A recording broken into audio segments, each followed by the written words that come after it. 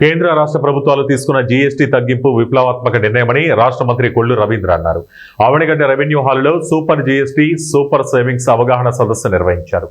ముఖ్య అతిథిగా విచ్చేసిన మంత్రి కొల్లు రవీంద్ర మాట్లాడుతూ భారతదేశం ప్రపంచాన్ని శాసించే స్థాయికి ఎదుగుతోందన్నారు.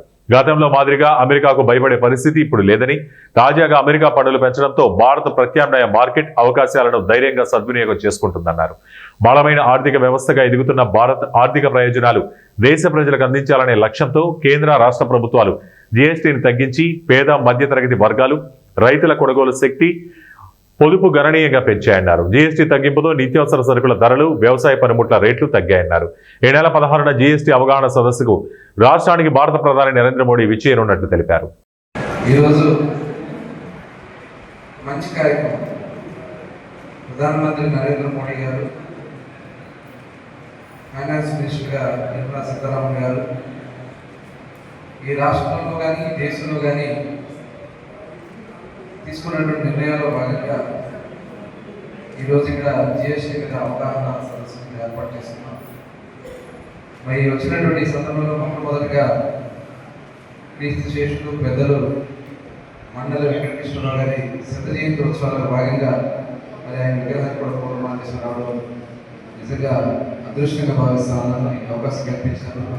అవినిగంగా అందరూ కూడా నమస్కారాలు.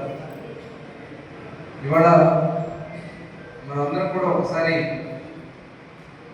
గతంలో ట్యాక్సెస్ విధానం ఎలా ఉండేది, ప్రస్తుతం ఉన్నటువంటి ట్యాక్సెస్ విధానం ఎలా ఉంది, ఇవాళ ప్రపంచ దేశాల్లో 4వ అతిపెద్ద దేశంగా ఆర్థిక వ్యవస్థగా భారతదేశం తయారైంది.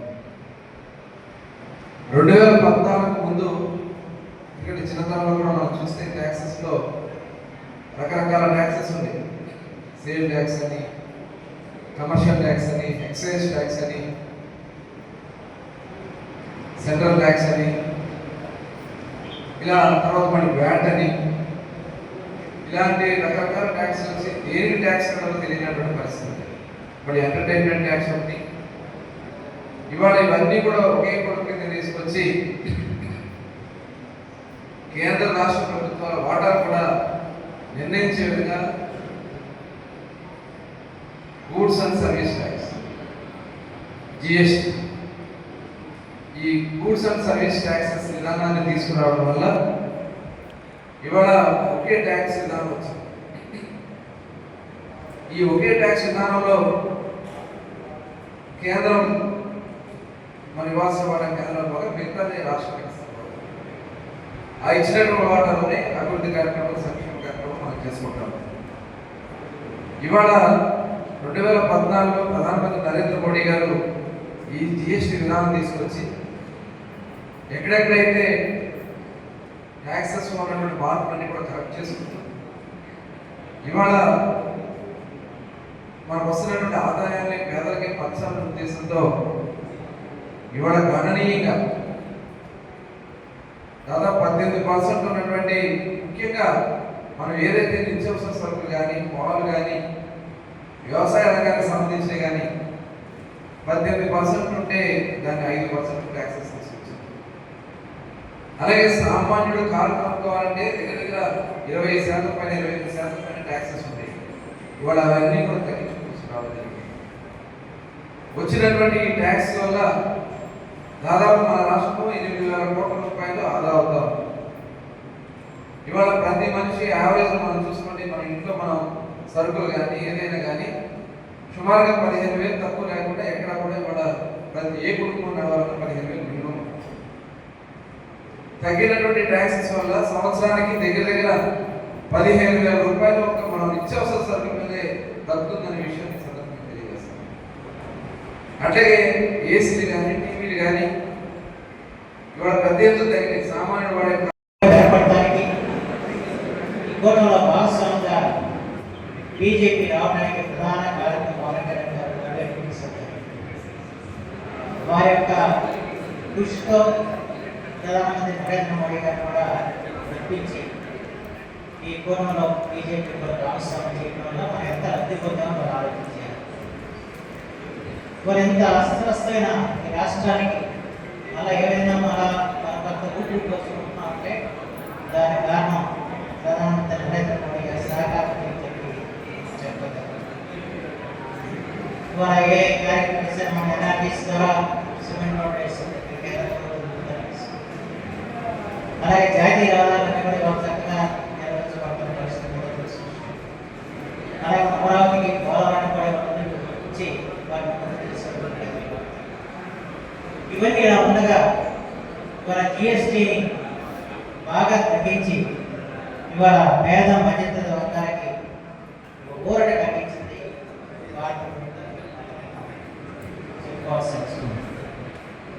దాదాపు ప్రతి కుటుంబానికి కూడా ఇవాళ 15,000 వరకు కూడా ఆదా కలిగే విధంగా వాళ్ళ జిఎస్టీ తగ్గారు.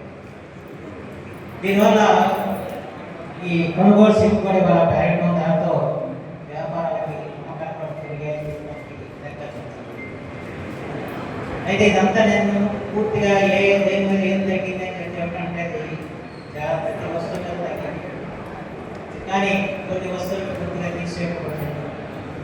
ఉదాహరణకి మనం కొన్ని నా ముందు మాట్లాడిన పెద్దలు చెప్పారు, చాలా వరకు మనకి మహిళలు ఉన్నారు. మహిళల సమస్యలకు అలాంటి గృహంలో కావాల్సిన పాలు కానివ్వండి, రొట్టి కానివ్వండి, లేకపోతే పన్నీరు, ఇలాంటి నిత్యావసర వస్తువుల మీద పూర్తిగా వర్క్ చేసుకుని అలాగే ఆరోగ్యానికి సంబంధించి పరిశుభ్రతకు సంబంధించి 18% నుంచి 20% తగ్గించారు. దాంట్లో రోజు వాడే సబ్బులు కానివ్వండి, టూత్ పేస్ట్ కానివ్వండి, షాంపూలు కానివ్వండి, ఇవన్నీ కూడా బాగా తగ్గిన పరిస్థితుల్లో మనం గమనించాలి. అలాగే ఆరోగ్యానికి సంబంధించి మందుల మీద కూడా చాలా తగ్గించుకుంటుంది. కొన్ని మీద పూర్తిగా ఏర్పాటు చేసిన పరిస్థితి కూడా ఉందన్న విషయం మొత్తం అంచేత ద్వారా నేను మనం చేసేది మీ అంతా నేను దేని మీద ఎంత తగ్గిందని చెప్పి చెప్పినట్టు కూడా ఈ తగ్గినవి అమలు అవుతున్నాయో లేదా చూసుకోవాల్సిన బాధ్యత ప్రతి ఒక్కరి మీద ఉంది.